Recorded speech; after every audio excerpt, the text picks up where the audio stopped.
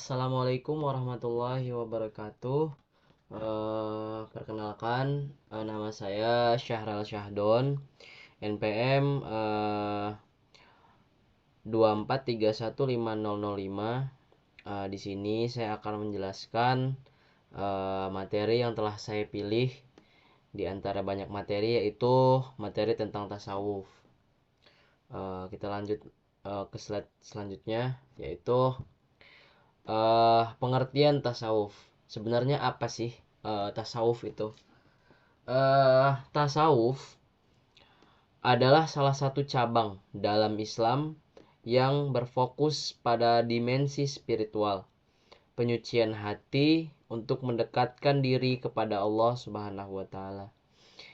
Istilah ini berasal dari kata Arab, yaitu suf, yang merujuk pada kesederhanaan para sufi yang sering mengenakan pakaian wolf kasar sebagai simbol zuhud, atau dalam artian menjauhi dunia. Dan tasawuf pula dikenal sebagai sufisme dalam literatur barat. Asal muasal dan sejarah tasawuf itu, yang pertama adalah awal munculnya. Awal munculnya tasawuf itu pada abad ke-8 dan ke-9 Masehi. Di dunia Islam sebagai reaksi terhadap materialisme dan kemerosotan spiritual. Para tokohnya menyerukan kehidupan sederhana dan penyerahan diri sepenuhnya kepada Allah. Dan yang kedua itu adalah pengaruh.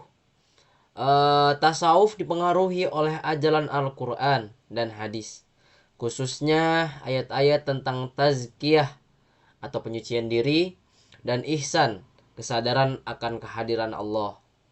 Sebagian para sarjana juga menyebutnya sebagai pengaruh dari tradisi mistik sebelumnya seperti Kristen, Yahudi, dan filsafat Yunani. Dan ada yang ketiga, yaitu tokoh-tokoh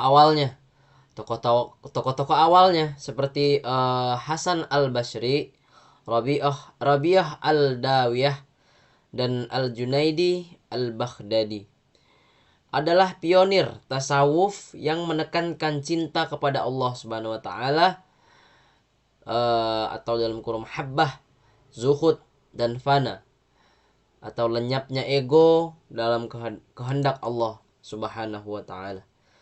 Ada konsep-konsep utama dalam tasawuf, yaitu yang pertama ada zuhud. Zuhud itu kehidupan sederhana, menjauhi kemewahan dunia dan fokus pada akhirat. Yang kedua ada tazkiyah al-nafs, penyucian jiwa dari sifat buruk seperti riyad, hasad, dan sombong. Yang ketiga ada ihsan.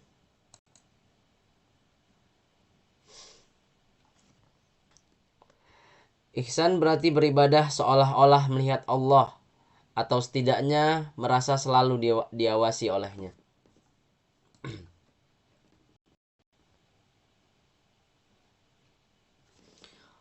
Yang keempat itu ada fana dan bakka.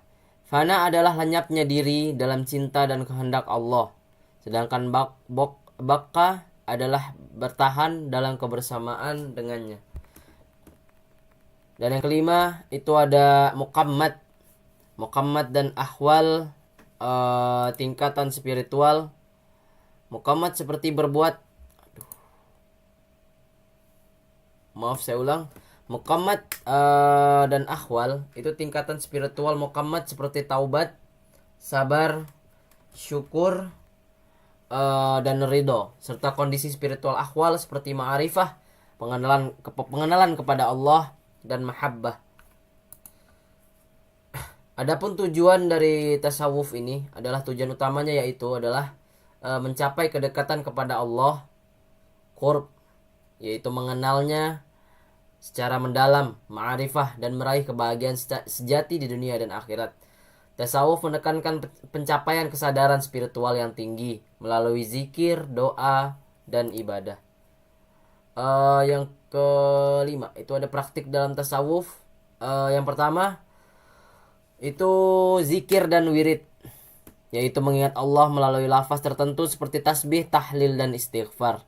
Yang kedua ada mujahadah, berjuang melawan hawa nafsu untuk mendisiplinkan diri. Yang ketiga ada thariqah, jalur atau metode yang diajarkan oleh seorang mursyid, guru spiritual dalam tarekat untuk membimbing muridnya menuju Allah. Dan yang keempat ada meditasi khalwat, yaitu mengasingkan diri untuk fokus pada ibadah dan introspeksi. Adapun tarekat dalam tasawuf, yaitu tarekat adalah organisasi spiritual yang membimbing pengikutnya dalam menjalani tasawuf. Beberapa tarekat terkenal meliputi tarekat Qadariyah yang didirikan oleh Syekh Abdul Qadir Al-Jailani. Yang kedua ada tarekat Naqsabandiyah, yaitu tarekat yang menekankan zikir dalam hati. Dan yang ketiga adalah tarekat Syadziliyah, yaitu menekankan keseimbangan antara dunia dan akhirat. Adapun kritik terhadap tasawuf, kritik internal Islam, yaitu sebagai ulama mengkritik tasawuf karena dianggap terlalu condong ke mistik sehingga melupakan syariat. Adapun yang kedua adalah penyimpangan praktik. Beberapa pengikut tasawuf terjebak dalam ajaran menyimpang seperti mempercayai wujud menanggulangi kaulan Gusti, yang artinya bersatunya hamba dengan Tuhan. Tasawuf dan kehidupan modern. Di era modern, tasawuf tetap relevan sebagai metode introspeksi dan penyeimbang hidup di tengah hiruk-pikuk dunia. Banyak yang mengadopsi nilai-nilai tasawuf untuk mengatasi stres dan meningkatkan kedamaian batin. Adapun yang terakhir, kesimpulan. Tasawuf adalah jalan spiritual yang mengajarkan keseimbangan antara syariat, hakikat untuk mencapai kebahagiaan dunia dan akhirat. Sekian presentasi dari saya.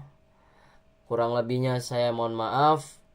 Saya akhiri. Wassalamualaikum warahmatullahi wabarakatuh.